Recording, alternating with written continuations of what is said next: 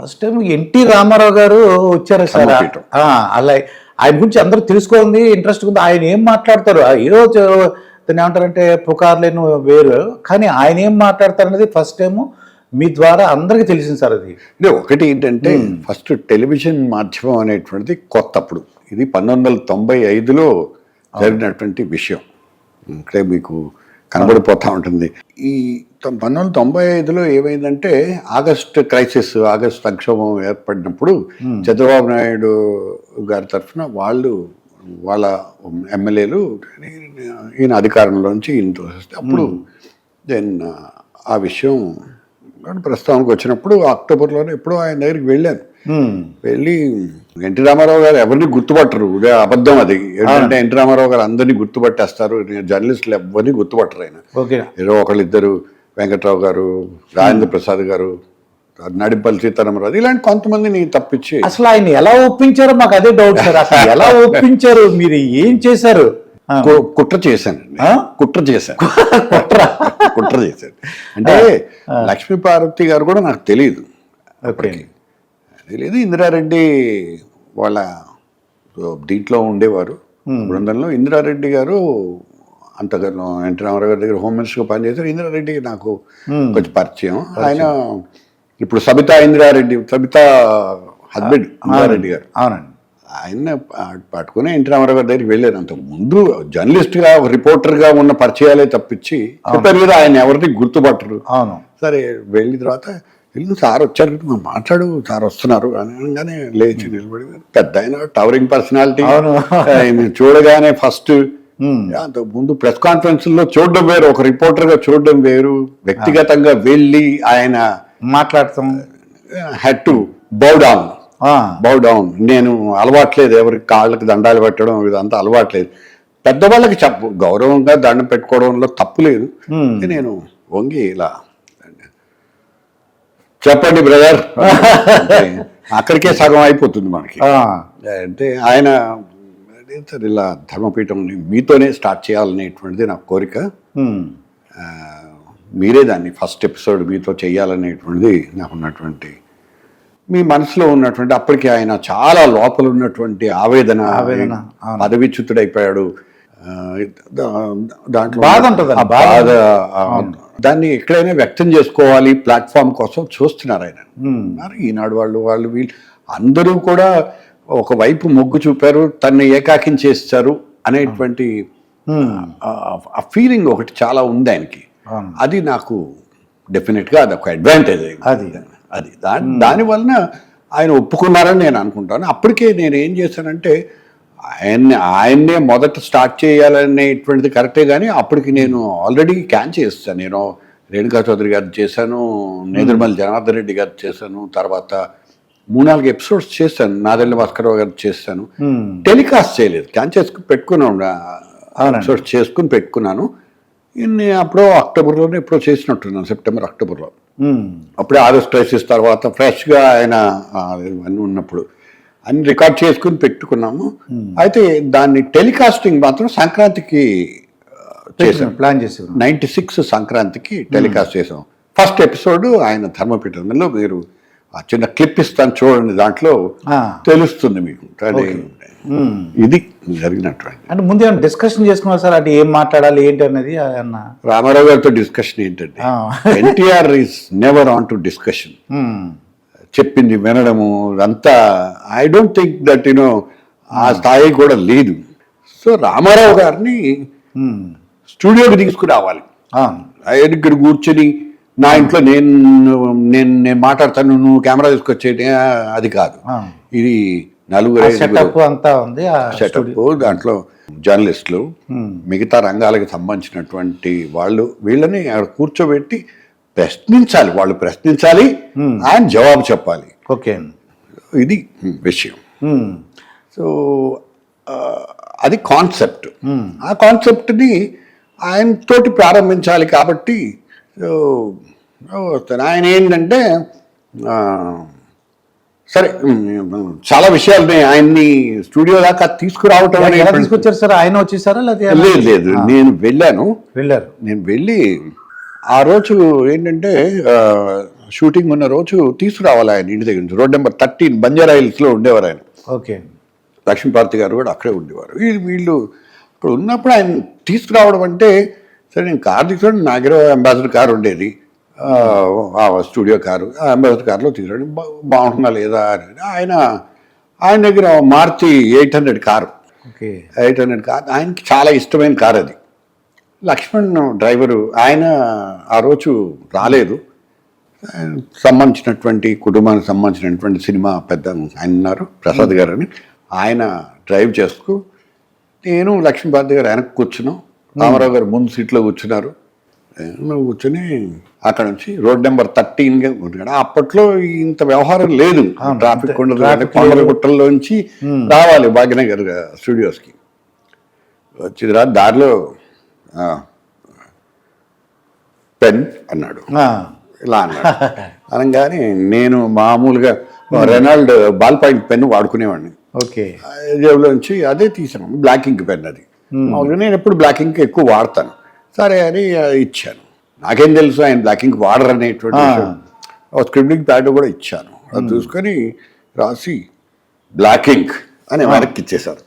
ఓ ఈయన వాడరేమో అని అప్పుడు అనుకుని, మళ్ళీ ఆయన ఏం అడగలేదు, వేరే విషయాలు అడుగుతున్నారు. దారి పొడుగున మాట్లాడుతుంటే లక్ష్మీపార్తి అన్నారు, చూడండి పొద్దున మందులు సరిగ్గా వేసుకోలేదు, గొంతంతా ముద్దబొత్తగా వస్తుంది, మాట స్పష్టంగా లేదు, ఇదని కొంచెం గట్టిగా తిన్నారు.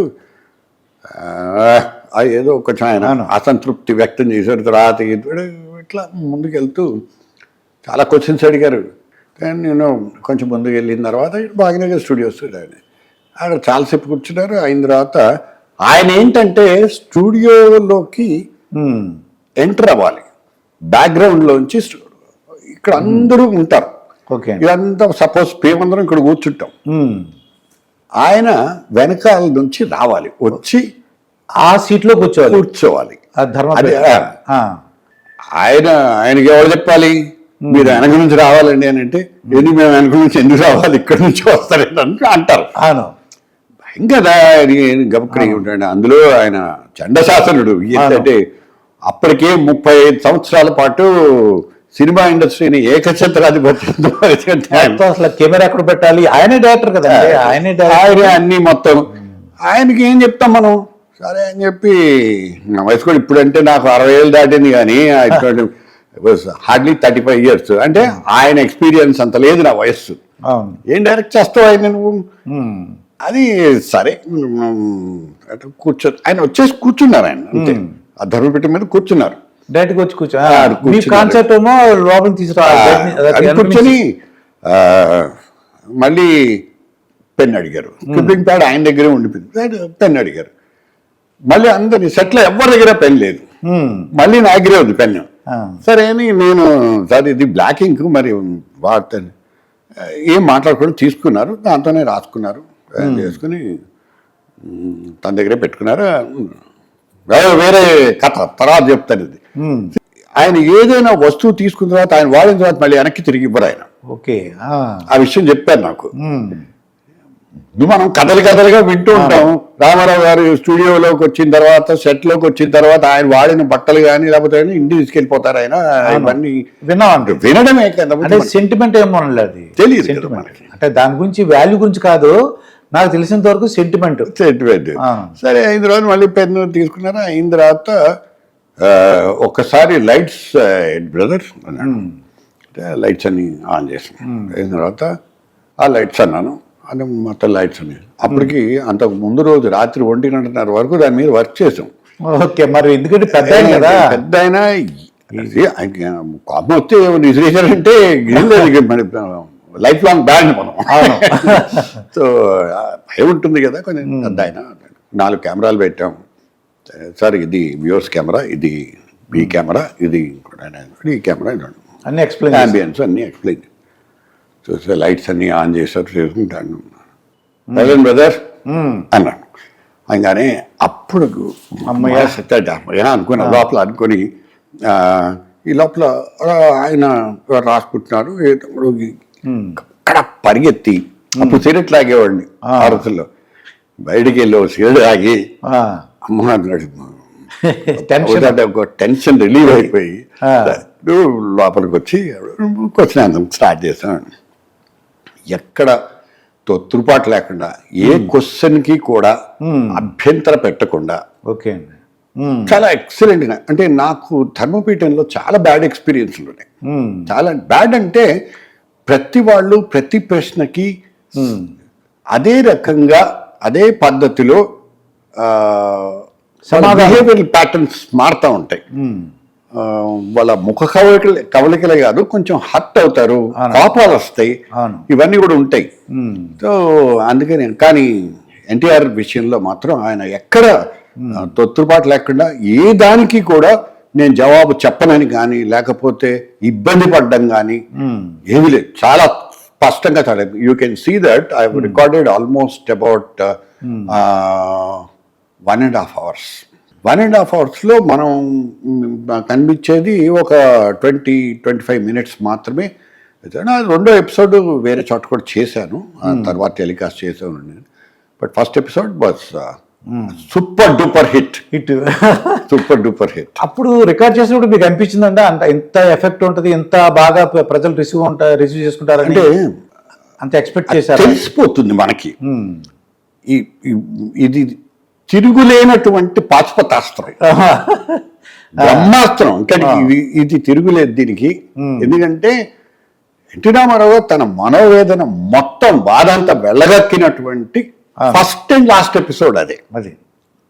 తర్వాత ఒకరిద్దరు ఇంటర్వ్యూలు చేశారు, అది కూడా మన వాళ్ళు చేశారు కానీ, but this is the last show of NTR. Dharmapeetham is the last show. వచ్చి ఆయన మనసులో ఉన్నటువంటి ఆవేదన అంతా కూడా, ఆవేదనే కాదు చాలా విషయాలు చెప్పారు ఆయన. ఎడ్యుకేషన్ సిస్టమ్ ఎలా ఉండాలి, సెంట్రల్ గవర్నమెంట్ ఎలా ఉండాలి, స్టేట్ సెంట్రల్ రిలేషన్షిప్స్ ఎలా ఉండాలి, ఇలా ప్రతి దాని గురించి కూడా ఆయన ఉన్నటువంటి అవగాహన, ఆయనకున్నటువంటి ఆలోచన విధానాన్ని చాలా చక్కగా చెప్పారు. అందుకని నాకు చాలా ఇంట్రెస్టింగ్గా ఉంటాయి ఆయన సమాధానాలు. ఇలా ఉండాలన్నమాట ఆయన ఉద్దేశంలో. ఒకటి ఏంటంటే ఆయన దగ్గర పనిచేసినటువంటి డాక్టర్ జేపీ గారు పనిచేశారు, నర్సయ్య గారు పనిచేశారు, ఇలా రకరకాల మంది ఆఫీసర్లు చాలా పెద్ద వాళ్ళు పనిచేశారు, చాలా గొప్పవాళ్ళు పనిచేశారు. సో వాళ్ళు ఇప్పుడు జేపీ గారిని అడిగామనుకోండి, అడిగితే ఆయన అంటే అది రోజు కొట్టాడుకునేవాళ్ళం మేము, రోజు కొట్టాడుకునేవాళ్ళం. ఎందుకండి రోజు కొట్టాడుకోవడం అని అంటే ఆయన ఆలోచన విధానానికి భిన్నంగా ఉంటే ఆయన ఒప్పుకోరు, ఒప్పుకోరు అనమాట. అందుకని ఏంటంటే ఆ క్లాష్ ఉంటుంది. జేపీ గారు కూడా ఏంటంటే కొంచెం పట్టుదల ఉన్నటువంటి మనిషి, ఎలాగైనా సరే ఇది సాధించాలి, ఆయన దగ్గర ఆయన ఒప్పించాలి అనేటువంటి ఆలోచన ఉన్నటువంటి వ్యక్తి. ఊరికే yes sir, good morning sir, good night sir అనేటువంటి వ్యక్తి కాదు. మంచి ఆఫీసర్లు ఉండేవాళ్ళండి. మన ఎస్వి ప్రసాద్ గారు ఉండేవారు. ఇవన్నీ తర్వాత ఏంటంటే వాళ్ళంతా మామూలు విషయాలు. ఎస్వి ప్రసాద్ గారికి తర్వాత అంతకుముందు విజయభాస్కర్ రెడ్డి గారి దగ్గర పనిచేసిన అనుభవం ఉంది, నేదురుమల్ జాదవ్ దగ్గర పనిచేసిన అనుభవం ఉంది. వీళ్ళందరి దగ్గర అనుభవం ఉన్నట్టు, అపారమైన అనుభవం ఉన్నట్టు. చాలా మంచి వ్యక్తి.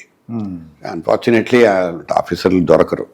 ఇప్పుడు అది ఎపిసోడ్ పబ్లిష్ అయిన తర్వాత మరి మిగతా వాళ్ళందరూ రాజకీయ నాయకులు మీ మీద ఏంటి ఇలా చెప్పించేసేవేంటని కానీ, అది అప్రిషియేట్ చేసిన వాళ్ళు ఉంటారు, మిమ్మల్ని తిట్టుకున్న వాళ్ళు, అంటే ప్రతిపక్షంలో బాగా ఉపయోగించుకున్నారు దాన్ని. చాలా అంటే ఇక్కడ ఈ ప్రశ్నకి ఏంటంటే జవాబు ఏంటంటే, మనం టెలికాస్ట్ చేస్తుంది సంక్రాంతి రోజు అండి.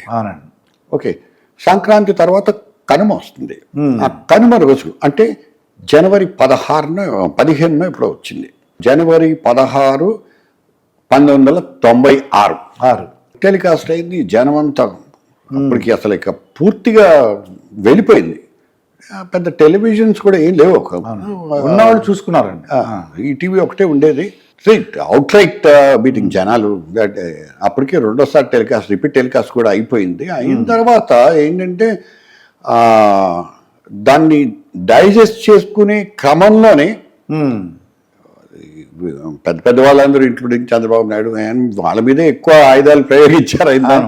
సో ఆయన ఆవేదన అంతా ఉండింది. అయితే ఆ వాళ్ళు డైజెస్ట్ చేసుకునే లోపలే ఆయన 18th పోయారు కదా. రామారావు గారు 18th అర్లీ మార్నింగ్ పోయారు. అవునండి, అంటే పబ్లిష్ అయిన రెండో రోజు, టెలికాస్ట్ అయినటువంటి రెండో రోజు. అది మళ్ళీ టెలికాస్ట్ చేస్తూ ఉండగానే తర్వాత ఇంకా ఆ లోపల పెనిట్రేట్ అవుతుంది, ఇంకా జనాల్లో పెనిట్రేట్ అవుతుంది, బాగా పెనిట్రేట్ అయిపోయింది. ఆ సమయంలో ఆయన పోవడం అనేటువంటిది చాలా, అంటే it was shocking for anybody. నాకు ఎర్లీ మార్నింగే ఫోన్ చేసి చెప్పారు. అప్పుడు సీఎం చంద్రబాబు నాయుడు గారు, ఆ చంద్రబాబు నాయుడు పేషి నుంచి ఫోన్ వచ్చింది నాకు. నేను ఇంకా ఆ రోజుల్లో కెమెరాలు, చిన్న చిన్న కెమెరాలు కాదు, you have to carry equipment తీసుకెళ్ళాలి, ఇవన్నీ చాలా ఇబ్బంది పడ్డాం. అప్పటికి కూడా వీలైనంత తొందరగానే వెళ్ళాము. 5:30 ఇప్పుడు చెప్పారు, 6:30 కల్లా మేము అక్కడ ఉన్నాం. 6:30 కల్లా ఉంటారు కదా జనం, విపరీతంగా వచ్చారు. మీకు అన్ని ఆ స్టోరీ అంతా తెలిసిందే, మేము సీనియర్స్ మీరు కూడా.